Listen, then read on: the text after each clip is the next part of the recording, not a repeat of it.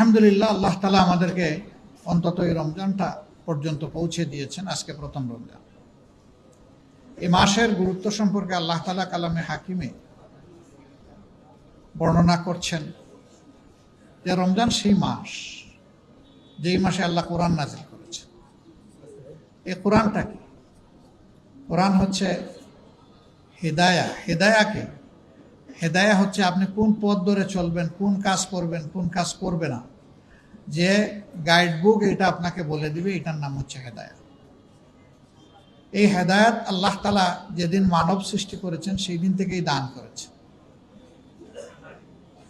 প্রথম হেদায়ার কিতাবটা কি ছিল মানব জাতি জানে না, কিন্তু প্রথম নবী কে ছিলেন এটা সবাই জানে।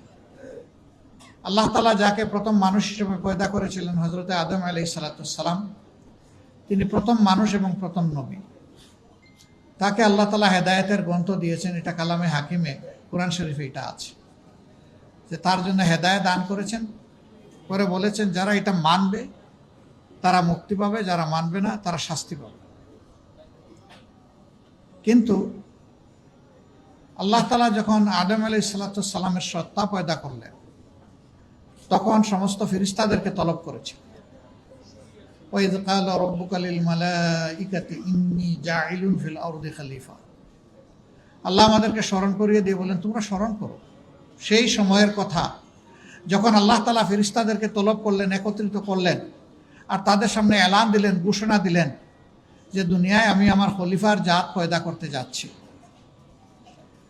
প্রত্যেকটি মানুষ, every individual human being is a representative of আল্লাহ সুবহানাহু ওয়া তাআলা। প্রত্যেকেই আল্লাহর খলিফা। আমরা এই দায়িত্ব চাই অথবা না চাই, আল্লাহর পক্ষ থেকে এটা আমাদের উপরে অর্পণ করা আছে। এখন এই দায়িত্ব যারা সঠিকভাবে পালন করবেন, আল্লাহ তাআলার সন্তুষ্টি, ভালোবাসা তারা হাসিল করবেন।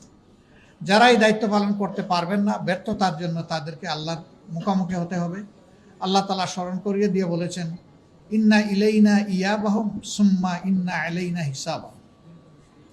তোমাদেরকে আমার দিকেই ফিরে আসতে হবে, ফিরিয়ে আনা হবে। তোমাদের এসকেপ করার, পালিয়ে যাওয়ার কোনো জায়গা নাই। আমার সামনে হাজিরা দিতে হবে সবাইকে। আর সেই দিন তোমাদের কাছ থেকে আমি যে হুকুম তোমাদের প্রতি করেছিলাম তা কিভাবে তোমরা পালন করেছ তার হিসাব নেওয়া আমার দায়িত্ব। আমি সেই হিসাব অনুযায়ী তোমাদেরকে তোমাদের পাওনা দিব। ফামান ইয়ামাল মিসকালা যাররাতিন খাইরান ইয়ারা ওয়া মান ইয়ামাল মিসকালা যাররাতিন শাররান ইয়ারা। যে অতি সূক্ষ্মাতি সূক্ষ্ম অল্প পরিমাণ নেকি নিয়ে, ভালো কাজ নিয়ে আমার কাছে আসবে, আমি সন্তুষ্ট চিত্তে তাকে তার পাওনা সমঝাইয়া দেব। আবার যে বড় পাপ তো অবশ্যই, নাফরমানি তো অবশ্যই, অতি সূক্ষ্ম কেউ দেখে না, রাতের অন্ধকারে সংগোপনে মাসুল পাওয়ার এক্সারসাইজ করে, অথবা কালো টাকার বলে, গোষ্ঠীর বলে, ক্ষমতার বলে যদি কোনো মানুষের উপর অন্যায় আচরণ করো, যদি আমার হক নষ্ট করো, যদি আমার মাখলুকের হক নষ্ট করো, তাহলে সেদিন তোমার এই কৃতকর্ম যত ছোট হোক না কেন তারও পাওনা তোমাকে সমঝিয়ে দেওয়া হবে। এটা থেকে তুমি রেহাই পাবে না। তার মানে হচ্ছে ছোট বড় সব কিছুর পাওনা আল্লাহর জিম্মায় মজুদ রয়েছে। মানুষকে at the day of final judgement, শেষ বিচারের দিনে মানুষের হাতে এটা আল্লাহ তুলে দেবে। মানুষের অবস্থা সেদিন দুই ভাগে বিভক্ত। একদল মানুষ স্বাচ্ছন্দ্যে আল্লাহ তাআলার দরবারে দাঁড়াবে, তাদের চেহারার মধ্যে নূরের ঝলক থাকবে, রাব্বুল ইজ্জত তাদের দিকে সন্তুষ্টি এবং রাহমার দৃষ্টি দিয়ে তাকাবেন। আর একদল মানুষ দুলামদিন অপদস্থ, হাঁটু গড়ে মাথা নত করে বসবে, তারা এনে আল্লাহর দরবারে হাজির করবে। সেই লোকগুলার দিকে আল্লাহ তাআলা তার রহমতের নজর নিক্ষেপ করবেন না। তার মানে তাদের জন্য ধ্বংস এবং শাস্তি অবধারিত। যারা প্রথম সম্প্রদায়, আল্লাহ তাআলার পক্ষ থেকে নাজাতের সুসংবাদ পেয়ে, বুশরা পেয়ে তারা যাবে মাবুদের মায়ার জান্নাতে। আর যারা নাফরমানি করে, আল্লাহ তাআলার সাথে বিদ্রোহ করে, দুনিয়ায় বিপর্যয় সৃষ্টি করে, দুনিয়ায় বিশৃঙ্খলা সৃষ্টি করে, সন্ত্রাস সৃষ্টি করে, মানুষকে কষ্ট দিয়ে অন্যায় অপরাধ করে, দুর্নীতি করে আল্লাহর দরবারে হাজিরা দিবেন, তাদের ঠিকানা হবে ভিন্ন। এই লোকগুলাকে ফেরেশতারা তাড়িয়ে নিয়ে যাবেন জাহান্নামের দিকে। সেখানকার পাহারাদার ফেরেশতা জিজ্ঞেস করবেন, কেন আজকে এখানে এসেছো কেন? তোমাদের কাছে কোনো সতর্ককারী আল্লাহ তাআলা পাঠাননি? বলে হ্যাঁ পাঠিয়েছিলেন। তাহলে না, আমরা তাদেরকে সেদিন অস্বীকার করেছি, বলেছি তোমরা মিথ্যাবাদী, তোমরা যা বলেছো এটা সত্য নয়, আল্লাহ এরকম কাউকে পাঠাননি, আমরা তাদের কথা শুনিনি, অগ্রাহ্য করেছি। ফেরেশতারা তখন বলবেন তোমাদের জায়গায় তোমরা পৌঁছে যাও। তাদেরকে উপুড় করে জাহান্নামে নিক্ষেপ করা হবে। সে দৃশ্য বড় ভয়াবহ। ফুটন্ত পানি আর জ্বলন্ত আগুন, এর মধ্যেই মানুষগুলা দৌড়াদৌড়ি করবে, হাঁসফাঁস করবে, চিৎকার দিবে, কানবে, বুক ফাটা চিৎকার। কিন্তু না, সেদিন তাদের প্রতি সহানুভূতিশীল কাউকেই পাবে না। উপরের দিকে তাকাবে, তাকিয়ে দেখবে সমাজে যাদেরকে কষ্ট দিয়েছিল, যাদেরকে তারা নিন্দা করেছিল, যাদেরকে মজলুম করে রেখেছিল, যাদের উপর অত্যাচার করেছিল, যাদেরকে শোষণ করেছিল, সেই লোকগুলা জান্নাতে বসে বসে হাসছে। তখন বলবে আমরা তো তোমাদের প্রতিবেশী ছিলাম, সঙ্গী ছিলাম, পরিবারের সদস্য ছিলাম, বন্ধু ছিলাম, কর্মস্থলের সাথী ছিলাম, তোমরা কি আমাদের প্রতি একটু মেহেরবানি করতে পারো? কি মেহেরবানি? আমাদের উপর একটু ঠান্ডা পানি ঢেলে দাও, অথবা আল্লাহ যে রিজেক তোমাদেরকে উত্তম রিজেক দান করেছেন সেখান থেকে কিছুটা আমাদের জন্য পাঠাও। তখন আল্লাহর এই নেক বান্দারা বলবেন তোমাদের কর্মের ফলই তোমরা ভোগ করছো, আজ আমাদের তোমাদের জন্য করার কিছুই নেই। দুনিয়ায় যখন ছিলাম তোমাদেরকে বুঝিয়েছি, তোমরা আমাদের কথা শোনো নাই, আজকে আমরা তোমাদের কোনো উপকারে আসতে পারবো না। জাহান্নামে গিয়ে দেখবে কিছু মানুষের সাথে মোলাকাত হবে, বলবে আপনারা না বড় অভিজাত ছিলেন, বড় পাওয়ারফুল ছিলেন সমাজে, আপনাদের কথা শুনে তো আমাদের সর্বনাশ হয়েছে। হে আল্লাহ, এই দুষ্ট লোকগুলাই আমাদের ক্ষতি করেছে। তখন ওই লোকগুলা সমাজে যারা মানুষকে বিপথে পরিচালিত করেছিল, এরা বলবে আমরা কেবল ডাক দিয়েছিলাম, তোমরা আমার কথা শুনলে কেন? আল্লাহ তো তোমাদেরকে ভালো মন্দ বাছ বিচারের বিবেক দিয়েছিলেন, সুতরাং আজকে আমাদের নিজেরও কোনো উপকার করতে পারবো না, তোমাদেরও কোনো উপকার করতে পারবো না। আল্লাহ তাআলা বলবেন উভয়ের জন্য ডাবল শাস্তি। তুমি যার জন্য ডাবল শাস্তি কামনা করেছো, তোমাকে বিপদগামী করার জন্য তার জন্য ডাবল শাস্তি, আর তোমাকে বিবেক দেওয়ার পরে বিবেক অনুযায়ী চলো নাই, তুমি অন্ধ হয়ে ওকে অনুসরণ করেছো, এই জন্য তোমার জন্য ডাবল শাস্তি। উভয়ে ডাবল শাস্তি ভোগ করবে। আচ্ছা,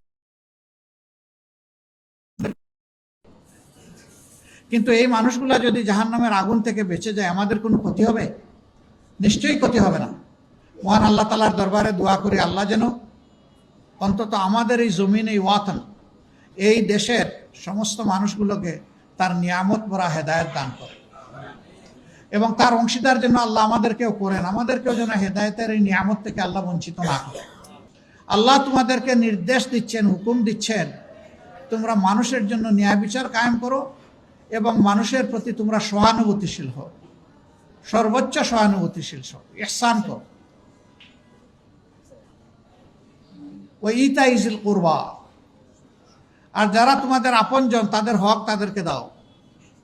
ওই আনহা আনিল ফাহশা ওয়াল মুনকার, আর সমাজে যত অপকর্ম আছে, নির্লজ্জতা আছে, এগুলা রুখে দাও, ঠেকিয়ে দাও, বন্ধ করে দাও।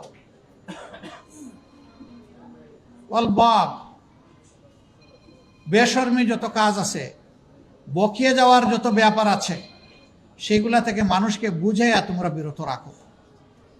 আমরা আমাদের সরকারের কাছে তাই প্রত্যাশা করি। দেশবাসীর পক্ষ থেকে আমরা সরকারকে অনুরোধ জানাবো, আল্লাহ তাআলার এই বিধানের প্রতি আপনারা, সংখ্যাগরিষ্ঠ এই মুসলমানের দেশে আমরা আশা করব আপনারা সম্মান প্রদর্শন করবেন। যদি আপনারা আল্লাহর বিধানের প্রতি সম্মান প্রদর্শন করেন, তাহলে আল্লাহ তাআলা আপনাদেরকে সম্মানিত করবেন। কিন্তু যদি আপনারা এ পথে না হাঁটেন, তাহলে দেশেরও ক্ষতি হবে, আপনাদেরও ক্ষতি হবে। আমরা মন গড়া কোনো কথা বলছি না, মাবুদের বিধান অনুযায়ী আপনাদেরকে আহ্বান জানাচ্ছি।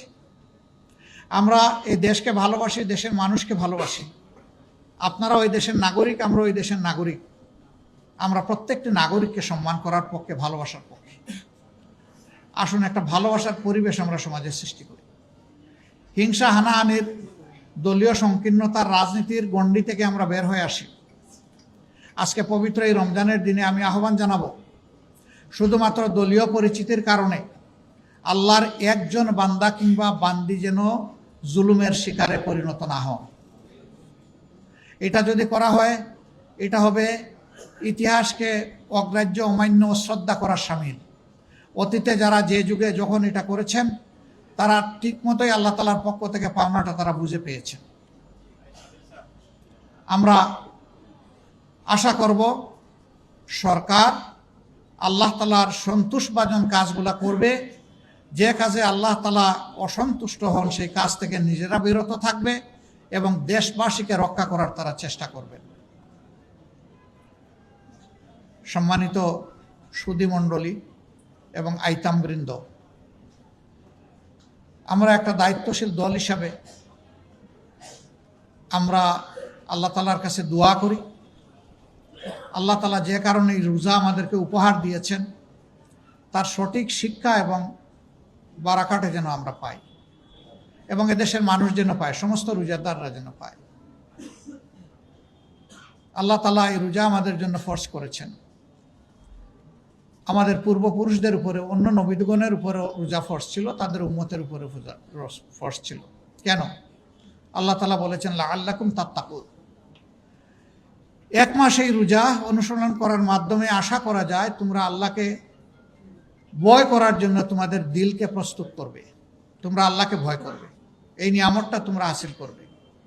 যে মানুষ আল্লাহকে ভয় করে, দুনিয়ার কাউকে তার ভয় করার কোনো প্রয়োজন নাই, প্রশ্নই উঠে না। এবং যে মানুষ আল্লাহকে ভয় করে সেই মানুষ যেমন আল্লাহর হকের ব্যাপারে সচেতন থাকে, তেমনিভাবে সমস্ত মানুষের হকের ব্যাপারে, মাখলুকের হকের ব্যাপারে, সৃষ্টির হকের ব্যাপারে সচেতন।